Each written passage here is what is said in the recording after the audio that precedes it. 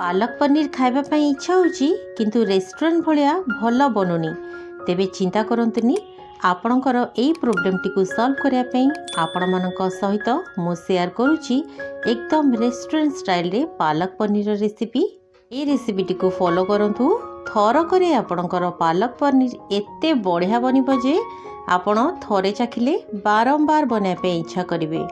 नमस्कार, आपण को काकुलिस क्वेश्चन को बहुत बहुत स्वागत। तेबे चलतु स्टार्ट करिबे रेसिपी। तो एडी देखंतु दर्शक बंधु, पालक पनीर ए रेसिपीटी को बनेबा पई एठी मो 5 बिड़ा फ्रेश पालंग साग नेछि। पालंग सागर खाली चेरटी को आमे काटी दबा आ पालंग साग को भल्ल भाबरे धोई कि नै आसीबा। तो देखंतु एठी मो गोटे बड़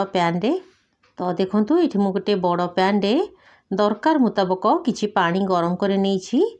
पानीटा भल्ल भाबरे जेतेबेले फुटिबा स्टार्ट करिवो आपण माने धोईकी रखिथिबा सागटी को एथिरे देई देबे।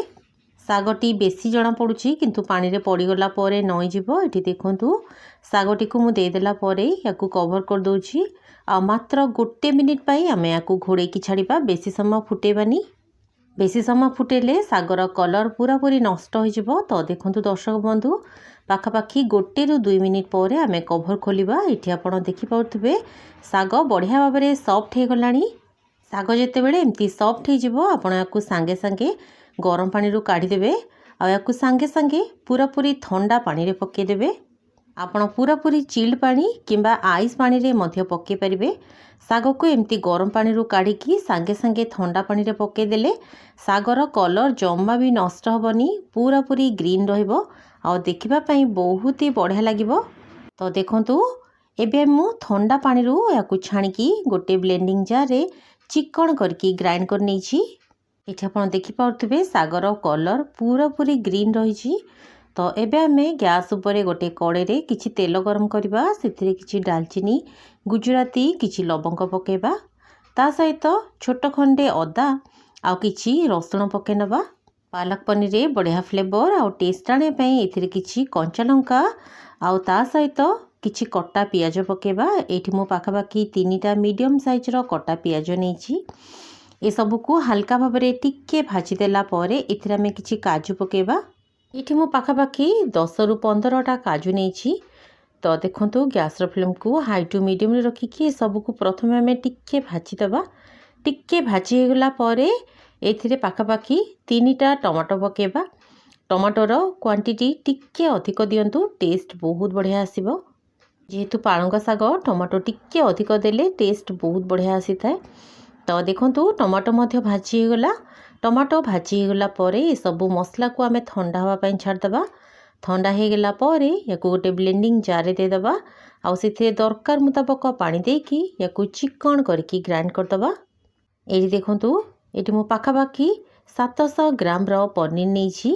पनीर को आमे प्रथमे ए भलिया क्यूब्स आकार रे काटी कि नै जिबा। पनीर रो साइज को आपण आपणकर पसंद अनुसार छोट किंबा बड़ करि पारंती। एबे आमे गोटे कड़े गरम करिबा। कड़े रे एठी देखंतु मु किछि रिफाइंड तेल गरम करे नेछि। तेल गरम हे गला परे एथिरे आमे पनीर रो स्लाइस गुडी को पके दबा।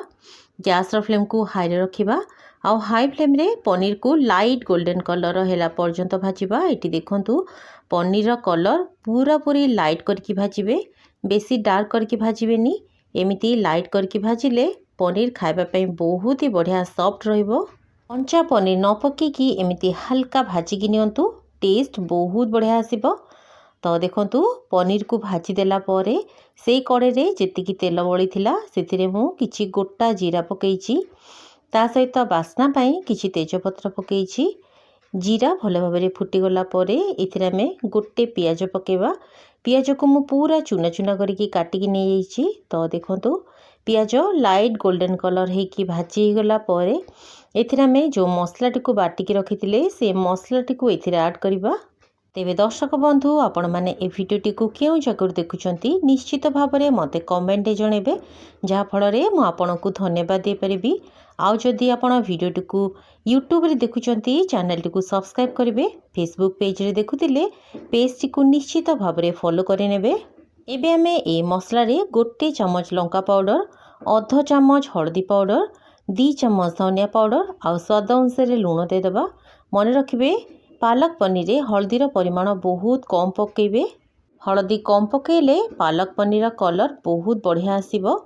तो देखंतु गैस फ्लेम को हाई टू मीडियम रे रखिकी मु मसलाटी को तेल छाड़ा पर्यंत बढ़िया भाव में कषि देइछि।